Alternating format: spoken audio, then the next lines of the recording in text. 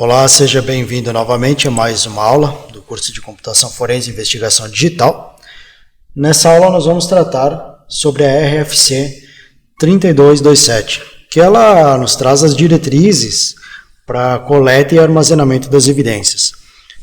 Aqui nós vamos ver como fazer uma coleta mais eficiente, mantendo uma cadeia de custódia mais forte e confiável. Então, basicamente, o que a gente pode dizer, de uma frase que podemos carregar ao longo de todo o curso da nossa vida profissional, é que se a coleta de evidências é feita corretamente, é mais útil para apreender o atacante e tem uma chance muito maior de ser admissível em caso de acusação. Então, como eu já citei nas aulas anteriores, o procedimento da coleta ele tem que ser feito com todo cuidado, com bastante expertise e, de preferência, se for o caso, com o acompanhamento de um tabelião para lavrar uma ata notarial. Então, vamos ver aqui o que diz a RFC a respeito da coleta. Então, os princípios orientadores durante a coleta de evidências. Ordem de volatilidade, coisas para evitar, considerações de privacidade e considerações legais. Então, nessa primeira parte, nós já temos aqui, de princípio, a ordem de volatilidade. Por isso que é importante compreender todos os métodos de coleta, todas as técnicas, compreender como funcionam os ataques, como funcionam os crimes que estão relacionados, e ter consciência, ter a boa prática de sair já do seu laboratório, de sair da sua base para fazer a coleta com uma ideia do que está acontecendo no outro local. Mas, de preferência, levar um pendrive com um sistema bem atualizado para que você possa fazer o boot de um computador, levar HDs para que você possa armazenar as evidências, está bem preparado. Então, a ordem de volatilidade ela diz o quê? Que primeiro nós devemos copiar os dados que são mais voláteis e depois os menos voláteis. Então, os mais voláteis têm registros de log, páginas web, algumas ofensas na internet, questão de mídias sociais, de redes sociais, e o menos volátil, então, que vem a ser pendrives, que vem a ser HDs, SSDs, todos esses dispositivos de armazenamento. Então temos que ter as coisas a evitar, nós vamos ver mais à frente, mais detalhado, mas, por exemplo, se o computador está ligado, não desligue, se ele está desligado, não ligue. Considerações de privacidade, então a gente tem que ter um conhecimento de até onde a gente pode ir, não extrapolar a privacidade que está em jogo, de alguém que, vamos supor, um computador que está sendo usado por 4 pessoas. É comum em ambientes empresariais ter mais de uma pessoa, ainda mais se é um ambiente 24/7.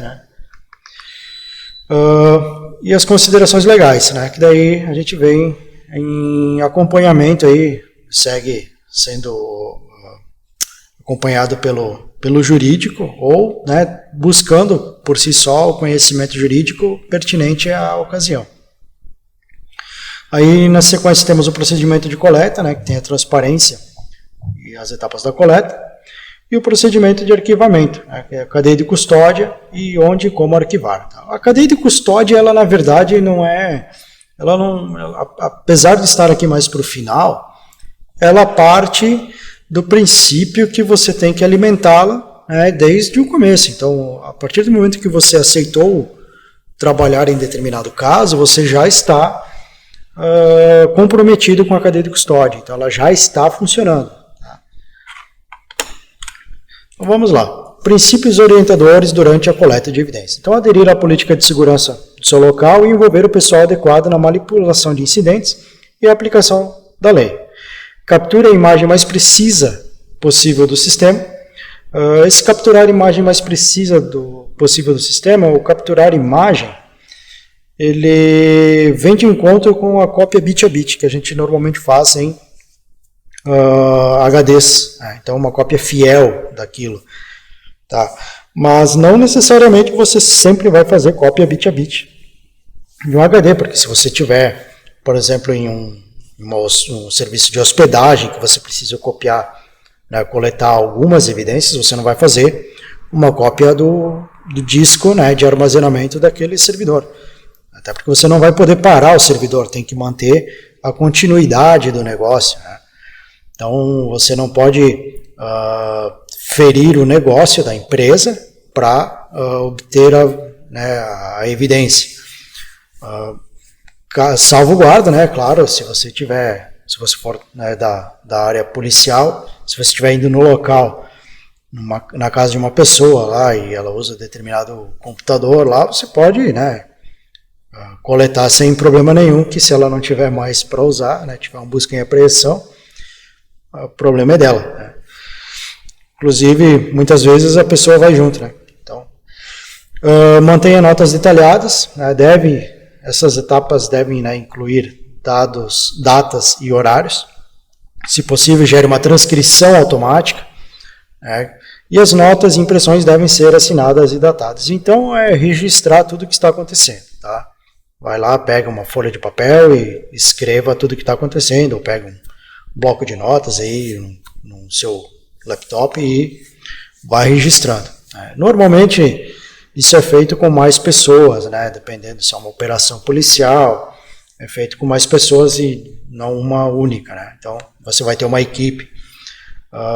Mas se não tiver, se você for uma equipe de um homem só, né? De uma pessoa só, vai ser necessário que você faça tudo isso sozinho. Tá? Eu costumo fazer isso sozinho, normalmente quando alguém me contrata de forma particular, uma pessoa, um civil, e eu levo esse computador até um tabelião, ou levo o tabelião até o local e a gente faz uma ata, eu faço a coleta e vou fazendo todo o procedimento sozinho. Na sequência, então, observe a diferença entre o relógio do sistema e o UTC. Para cada timestamp fornecido, indique se foi usado o UTC ou a hora local. Então, isso é importante porque nós temos aqui no Brasil, né, um número de fuso horários aí que não temos um único fuso horário. Então, é importante você ter esse registro, né, tá determinando onde você está. Pode ser que você resida no Rio Grande do Sul e tenha que ir até o Acre, por exemplo, para fazer uma coleta. Você foi chamado lá, você aceitou o trabalho e você foi. Então lá a gente já tem um fuso horário diferente, então tem que tomar cuidado, porque no momento que você trouxer essa evidência, né, se você trouxer essa coleta, esse material, para o seu laboratório, e o seu laboratório tem máquinas, né, já configuradas com outro horário, no momento que você importar para um software de análise, você vai precisar fazer esses ajustes para que não fique discrepante, né, o horário dos registros, né, das evidências lá, do registro do que ocorreu digitalmente e eletronicamente. Tá? Então é importante você registrar com todo cuidado o que aconteceu e data e hora certinho para não ter problemas. Esteja preparado para testemunhar, talvez anos mais tarde, né, descrevendo todas as ações que você tomou e em que momentos. Isso pode acontecer, que você faça uma coleta, faça uma análise e daqui 1 ou 2 anos você tenha que testemunhar, você tenha que ir lá depor, prestar esclarecimentos. E por isso que é muito importante anotar tudo, para que naquele momento você saiba o que dizer, né? Porque depois de tanto tempo assim, a gente já não tem mais tanto detalhe do que aconteceu. A gente não, a menos que você tenha uma lembrança, uma memória muito boa, vai ser importantíssimo você ter uma documentação bem elaborada. Então ainda, os orientadores aí durante a coleta de evidências, então minimize as alterações nos dados que você estiver coletando. Isso não se limita às alterações de conteúdo, você deve evitar atualizar os tempos de acessos aos arquivos ou diretórios. Tá? Alterações que podem ocorrer nos dados, por exemplo, quando você vai coletar um dump de memória RAM. aquela coleta do dump de memória RAM, você vai precisar utilizar algum software para fazer. No momento que você coloca um pendrive, por exemplo, com o software que você vai utilizar, ele já vai estar alterando um determinado espaço de memória na memória RAM. Então, por isso também é importante registrar, porque se você tiver que fazer isso, você vai ter que justificar por que você alterou. Então, é importante deixar registrado e alterar o mínimo possível. Outra forma de alterar também, ainda falando de memória RAM, é só um exemplo, né? A gente tem várias outras formas de alterar evidências e tem que evitar fazer isso, mas memória RAM é praticamente quase impossível você coletar a memória RAM online, né, com o equipamento ligado, sem você alterá-la. Então também é a escolha certa, né, a escolha do programa correto que você vai utilizar para fazer essa coleta. Então, se você pegar um programa lá que precise utilizar 100 MB de memória para rodar, você vai estar alterando 100 MB de memória, da memória RAM. Você vai estar perdendo muita informação importante. Agora, se você tem um programa que você utiliza 1 MB, se você utiliza metade disso, melhor ainda, porque você vai estar alterando muito menos, né, do que alteraria com outro programa. Então, sempre escolha, né, sempre priorize aquilo que vai te dar menos interferência, né, que vai alterar o menos possível a sua evidência. Tá? Se não precisar alterar, melhor ainda, perfeito, você está no ambiente perfeito. Tá? Mas se não tiver essa possibilidade, né, que seja o menos possível e relatado. Né? Pega seu relatório, sua cadeia de custódia lá e faz a anotação direitinho, para não ter problema. Justifique o porquê isso foi feito. Remova vias externas para mudança, né? Desconecte cabo de rede, né? Esse tipo de coisa. Quando for confrontado com uma escolha entre coleta e análise, você deve fazer a coleta primeiro e depois analisar. Evite fazer análise no ambiente, né? No dispositivo que você está coletando. Análise sempre em laboratório.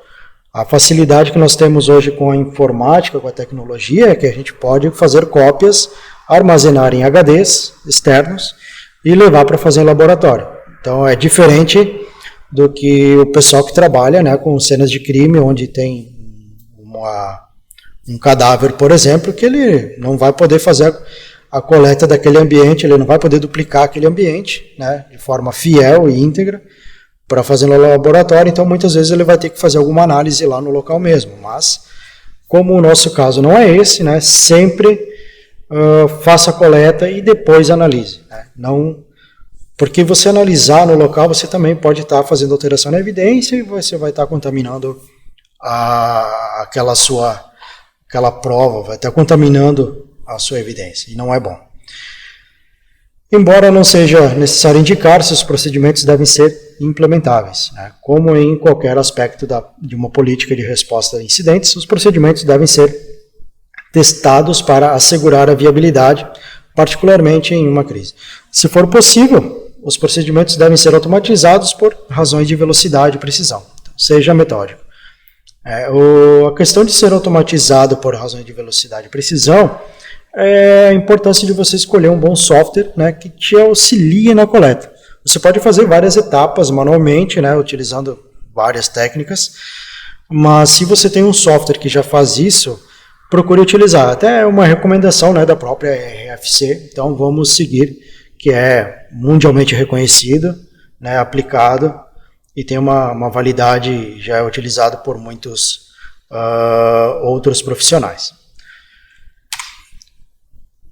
Para cada dispositivo deve ser adotada uma abordagem metódica que siga as diretrizes estabelecidas no seu procedimento de coleta. Tá? A velocidade será muitas vezes crítica, então onde há uma série de dispositivos que exigem análise, pode ser apropriado distribuir o trabalho entre sua equipe para coletar as evidências em paralelo. No entanto, em uma única coleta do sistema deve ser feito passo a passo. Você pode chegar no local, né, isso basicamente está se resumindo aqui, e você ter 5 smartphones, 10 PCs, 10 notebooks, e você vai ter que coletar. Então, se você tiver que fazer isso sozinho, né, ou você vai ter diversos aparelhos, né, para fazer essa coleta em mãos e com os softwares ali que vão fazer tudo automático e vai te dar, sei lá, um dia para fazer, ou você vai levar muito tempo fazendo essas coletas. E se você tiver em uma equipe, você pode distribuir, né, cada um faz alguma coisa. É uma questão mesmo de organização aí de procedimentos. Tá?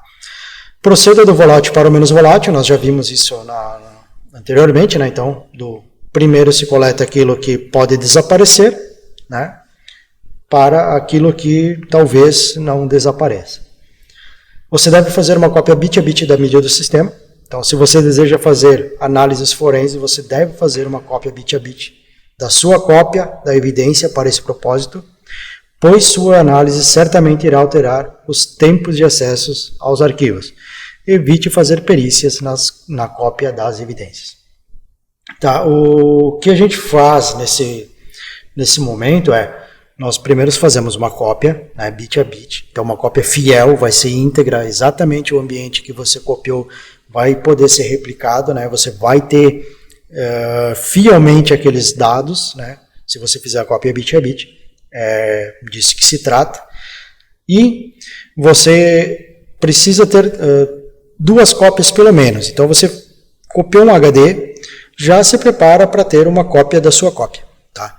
Porque se você tiver uma cópia, você basicamente não tem nada. Então, a partir do momento que você perdeu a sua cópia, você perdeu os dados, né, suas informações aí que você analisaria, tá? Então, sempre tenha duas, tá certo? Então, por isso que é importante você estar conhecendo, né, todas as técnicas, conhecendo principalmente um pouco o ambiente que você vai ir. E se você não conhecer, leve muitos discos, né, leve muitas mídias de armazenamento para que você não tenha nenhum tipo de problema na hora, tá? E de preferência, né, se você tiver em mãos um HD que você precisa periciar, né, não vai fazer a perícia no HD, né, que foi apreendido, né? Faça a primeira cópia, né, faz uma segunda cópia, pode ser a cópia da cópia que você fez. Eu normalmente vou lá, coloco o software de coleta e já coloco 2 HDs externos e já faço a cópia para esses 2 HDs e eu já tenho 2 cópias. Tá? Então eu já trabalho dessa forma. Daí eu uso uma delas, eu armazeno, guardo e faço análise em cima da outra. Normalmente, né, eu pego aquele HD externo que eu tenho a minha cópia, copio aquela informação, copio aquela imagem bit a bit para dentro do meu PC, né, de laboratório, e daí sim eu faço a análise e deixo as cópias guardadas. É uma questão de zelar, né, antes peque pelo excesso, né, de segurança, de zelo, do que pela falta dele. Que a partir do momento que você destrói a evidência, você não tem mais o que analisar, e você pode até responder criminalmente por isso. Ordem de volatilidade. Então, proceder do volátil para o menos volátil. Então, basicamente, aqui tem os passos descritos, né? Então, registros, cache, tabela de roteamento, cache ARP, tabela de processo, estatística do kernel, memória, sistemas de arquivos temporários, e depois você vai então para o disco, né? Você copia o disco, daí registros remoto de dados de monitoramento relevantes para o sistema em questão, configuração física, topologia de rede, mídia de arquivamento. Então, topologia de rede, né, como ele está lá disposto, com switches, com roteadores, né, dependendo do local onde você for, vá coletando tudo que você precisa, que você identifique que você não terá mais, talvez daqui 5 minutos. Então, copie tudo aquilo primeiro, porque como a gente já vem falando aqui, né, como já vem sido exemplificado, o HD ele vai estar com as informações salvas dentro dele, né? Mas uma memória RAM, por mais que ela salve alguma coisa no HD, no momento que está ligado o computador, você tem a informação, no momento que desligou, você perdeu, né? Então é importante você tomar esse cuidado e conhecer essas etapas e saber o que é volátil e o que não é volátil, tá certo? Então, muito cuidado com a ordem de volatilidade. Então, coisas para evitar, né? Lá no nosso segundo slide, lá tinha o ordem de volatilidade e coisas para evitar. Então, não desligue até completar a coleta das evidências. Muitas evidências podem ser perdidas e o atacante pode ter alterado os scripts de serviço de inicialização e desligamento para destruir as evidências. Tá? Então, pode ser que o criminoso, né, que você foi coletar evidências lá no HD dele, tenha colocado um script que, no momento que você desligar o computador, ele faça o wipe do sistema e você não tenha mais acesso a nada. Tá? O mesmo pode acontecer no momento que você ligar. Então, mantenha o estado atual do dispositivo, faça a coleta, né? Você só vai alterar o estado atual do dispositivo para fazer a coleta se realmente você não tiver forma nenhuma de fazer aquela coleta sem fazer essa determinada alteração. Agora, a partir do momento que você conhece as técnicas e que você tem a possibilidade de manter o estado original para coletar e depois, né, desligar ou ligar se for necessário, faça o procedimento adequado. Não faça nada na dúvida também. Sempre pegue esse material, estude no seu laboratório, na sua casa, faça todos os testes possíveis para que quando você chegue no local você não tenha problema. Não confie nos programas do sistema, né? Execute os seus programas de coleta de evidências de mídias adequadamente protegidos. Ele vai estar lá no modo forense, veremos isso mais à frente na aula de coleta. Não execute programas que modifiquem o tempo de acesso de todos os arquivos do sistema, né, como tar ou xcop, isso vem do Linux, né, Unix, e o xcop também tem no Windows. Ao remover as vias externas para a nota de mudança, a simples desativação ou filtragem da rede pode desencadear deadman switches, que detectam quando estão fora de rede e apagam evidências. Tá? Então também, manter o estado original é importante porque o determinado alvo, né, a pessoa que você está investigando, pode ter colocado lá um script que, se detectar que não tem conexão, ele pode também apagar tudo que está no computador ou danificar a evidência principal, né, que você teria que coletar. Então são várias artimanhas, né, que o criminoso pode utilizar para dificultar o trabalho do perito. Certo? Isso é mais comum quando você vai investigar, né, quando você vai fazer um trabalho desses no computador de um criminoso que tem um bom conhecimento técnico. Tá? Então é importante também você já ter uma prévia noção de como que é aquela pessoa, de qual é o conhecimento dela. Apesar de não ser simples você medir o conhecimento de uma pessoa, mas ter uma noção, né, do que a pessoa costuma estudar, do que a pessoa costuma acessar, né, o comportamento dela, se ela fala com amigos sobre tecnologia, né? Então tudo que você tiver de informação prévia, né, sempre dê uma boa analisada para depois fazer o trabalho e não correr riscos. Consideração de privacidade. Então, respeite as regras de privacidade e diretrizes de sua empresa e sua jurisdição legal. Em particular, certifique-se que nenhuma informação coletada juntamente com a evidência que você está procurando está disponível para qualquer pessoa que normalmente não tem acesso a essa informação. Isso inclui acesso aos arquivos de log, que podem revelar padrões de comportamento do usuário, bem como arquivos de dados pessoais. Então, aqui também a gente tem a LGPD, né, para se preocupar, né, ou GDPR, dependendo do local onde você está, RGPD, né, como é tratado em uma parte da Europa, né, principalmente Portugal.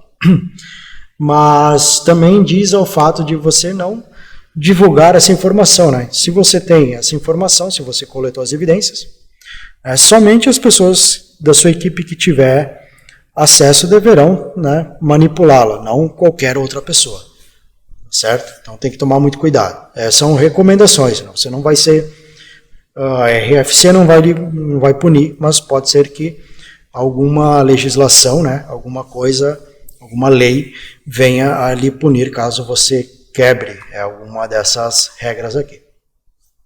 Não invada a privacidade das pessoas sem uma forte justificativa. Tá? Ou seja, uma explicação simples, né, um exemplo simples é: se você não tem ordem judicial, você não pode fazer uma quebra de sigilo. Então, evite fazer coisas que podem inferir, né, algumas leis aí. Em particular, não coleta informações de áreas que normalmente não existem motivos para acessar, né, como armazenamento de arquivos pessoais, a menos que você tenha indicação suficiente de que exista um incidente real. Certifique-se que você tem o apoio dos procedimentos estabelecidos da sua empresa para tomar as medidas que você faz para coletar evidências de um incidente. Tá? E, até alguns apoios que a gente vê aqui, algumas citações, né, é daquilo que seria um profissional que está trabalhando dentro da empresa, lá, bonitinho, e está fazendo o procedimento. Então, a empresa tem que, né, dar, né, o aval, né, dar o apoio para que você possa fazer tal trabalho. Claro, se você estiver trabalhando aí na esfera policial, se você tiver um mandado de busca e apreensão, aí não tem, né, aí você não tem que pedir essa autorização porque você já tem por força maior, tá certo? Mas é importante saber, né, que se você não for, né, policial, se você não for de uma força da lei aí que tem esse respaldo jurídico, você vai ter que seguir certos procedimentos, né? Pedir uma cooperação, fazer alguma coisa do gênero. Considerações legais. Então, a evidência do computador precisa ser admissível, né? Deve estar em conformidade com regras legais antes de poder ser submetida a um tribunal. Autêntica, deve ser possível amarrar positivamente o material probatório ao incidente. Então, a autêntica tem uma questão da técnica, né, de como ela foi coletada e como você pretende analisar depois, juntamente, então, com a fé pública, né, que o tabelião vai te proporcionar. Se você for já um concursado, né, se você for um perito concursado, se você for um delegado, um agente da polícia, aí provavelmente você já vai ter a fé pública. E se você for um perito nomeado pelo juiz, você também já vai ter fé pública. Tá? Daí, nesses casos, dispensaria-se, né, um tabelião. Completa, deve conter toda a história e não apenas uma parte da perspectiva particular. Então, você tem que coletar tudo aquilo que fizer parte da evidência, né? Então, nesse momento, você, além de perito, você vai estar agindo como um investigador aí para saber, né, o que mais pode estar relacionado, né, com a evidência. Confiável, não deve haver nada sobre como a evidência foi coletada, né, e posteriormente causando dúvidas da autenticidade e veracidade. Então, tem que ser garantido, né, que ela é confiável, autêntica e verdadeira. Né? Crível ou acreditável, deve ser facilmente acreditável e compreensível por um tribunal. Então, fazendo o procedimento corretinho, aí, com as técnicas adequadas, com os softwares homologados e bem difundidos, você já vai conseguir fazer o trabalho corretamente. Tá? O procedimento de coleta. Então, seus procedimentos de coleta devem ser os mais detalhados possíveis, tal como ocorre com seus procedimentos de manipulação de incidentes. Eles devem ser inequívocos e devem minimizar a quantidade de tomada de decisão necessária durante o processo de coleta. Transparência, né, os métodos utilizados para coletas de evidências devem ser transparentes e reprodutíveis. Você deve estar preparado para reproduzir com precisão os métodos que você usou e ter esses métodos testados por especialistas independentes. Isso ocorre muito, né, no caso de trabalho científico. Né? Então, por isso que a gente fala muito da perícia ser científica, que você consiga reproduzir, né, que fielmente tudo aquilo que ocorreu. Então, se você fez a coleta, fez a análise e gerou um laudo, gerou um parecer, o próximo perito, né, o próximo profissional que for analisar, ele vai ter que conseguir reproduzir exatamente aquilo que foi feito. Tá? Etapas da coleta. Então, onde estão as evidências? Liste quais sistemas foram envolvidos no incidente, quais evidências são coletadas. Estabeleça o que é provável de ser relevante e admissível. Então, quando estiver com dúvidas, erre no lado da coleta a mais e não, né, naquilo que não foi suficiente. Então, Se você tiver que errar, erre por coletar além do necessário. Tá? Nunca por faltar informações. Né? E vem bem ao caso da ordem de volatilidade. Então, você chegou no local, está o computador ligado, aí você desligou e foi lá e só coletou o que está no HD. Aí depois você viu que era um vírus, né? Tinha um ransomware ali que estava, sei lá, um vírus ou um malware qualquer ali que estava em memória e a informação que você precisava estava lá na memória. Ou até a questão de ter HDs criptografados, né? Então, HD criptografado, normalmente a chave de criptografia vai ficar na memória enquanto ele estiver ligado. Então, é muito provável que não tenha sido sobrescrita aquela área na memória ainda, e você consiga recuperar tal informação e, né, posteriormente conseguir ter acesso. Mas mesmo que você não tenha acesso à chave de criptografia ainda na memória, mas se o dispositivo estiver ligado e a partição estiver descriptografada, você ainda consegue coletar ali, né? Mesmo que não seja da memória RAM, que você tenha que fazer uma coleta naquele momento que você identificou que está criptografado. Então, tome bastante cuidado, né? Sempre que possível, né? Peque pelo excesso e nunca pela falta. Para cada sistema, obtenha a ordem de volatilidade relevante, né? Remova as vias externas para mudança, seguindo a ordem de volatilidade, coleta evidência com as ferramentas conforme discutido na seção 5. E aí nós vamos, né, fazendo mais uma revisão, né, do que nós falamos até agora.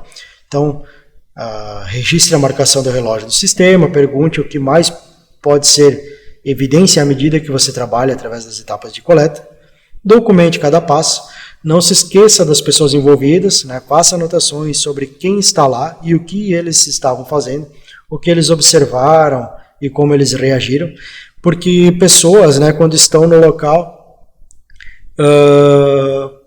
para o perito, né, no momento que está fazendo a coleta, pode não ser tão relevante, né, uma pessoa, já que ele está trabalhando com um bem digital, né, com um equipamento eletrônico, né, para fazer a coleta, ou o que ele está coletando.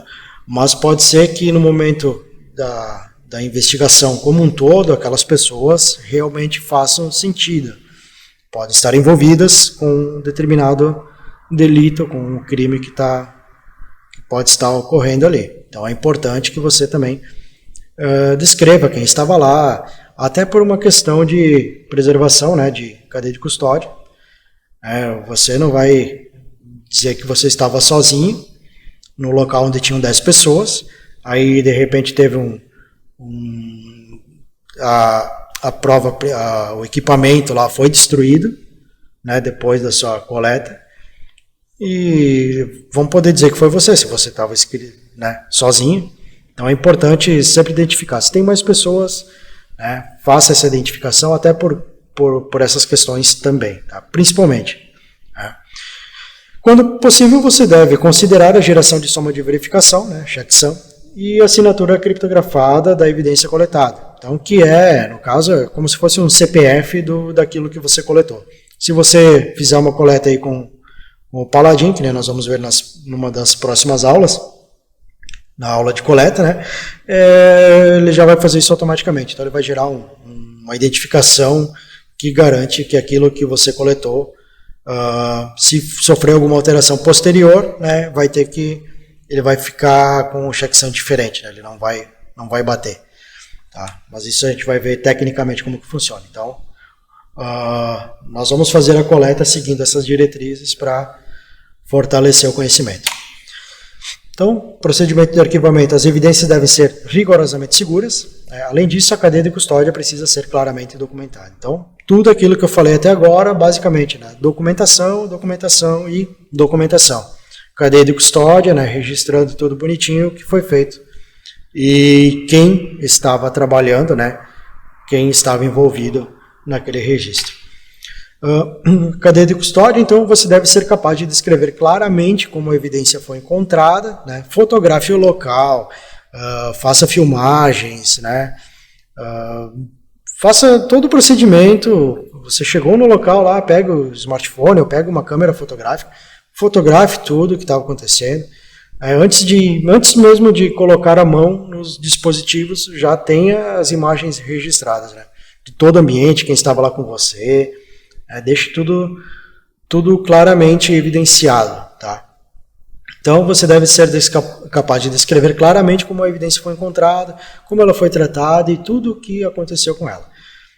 O seguinte deve ser documentado: onde, quando e por quem a evidência foi descoberta e coletada, onde, quando e por quem as evidências foram tratadas ou examinadas, quem teve a custódia da evidência, durante o período, como foi armazenada, quando a evidência mudou de custódia, quando e como ocorreu a transferência, né? Inclui números de envio, etc. Então, isso tudo fica registrado. Onde e como arquivar? Tá? Se possível, a mídia comumente usada, né? Em vez de alguns meios de armazenamento obscuros, tá? Deve ser usada para arquivamento.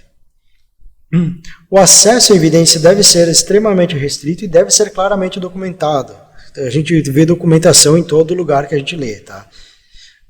Deve ser possível detectar acesso não autorizado. Então, quem, quando, como, porquê, quanto tempo, tudo isso tem que ficar ali registrado sem exceção.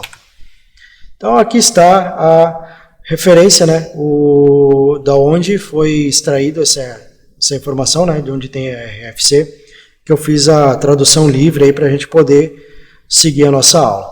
Então, sobre a RFC 3227, que é uma RFC bem completinha, né, que trata sobre a coleta, ela não faz a distinção aí necessariamente do que é dispositivo IoT, do que é smartphone, do que é somente HDs, computadores, né, mas a gente vê que ela é um conceito bem amplo. Então, independentemente da mídia, independentemente do dispositivo que você for precisar fazer a coleta, essa RFC vai conseguir cobrir bem todos os passos, né? Então, as recomendações, siga ela que você não vai se arrepender. Tá? Na próxima aula a gente vai falar sobre uma ISO, que também trata da coleta, e você pode combinar as duas ou trabalhar com uma ou com outra, tá certo? Mas essa aqui já resolve a maioria dos seus problemas. Então, muito obrigado por ter ficado nessa aula até o final. Aguardo você na próxima aula. Até mais!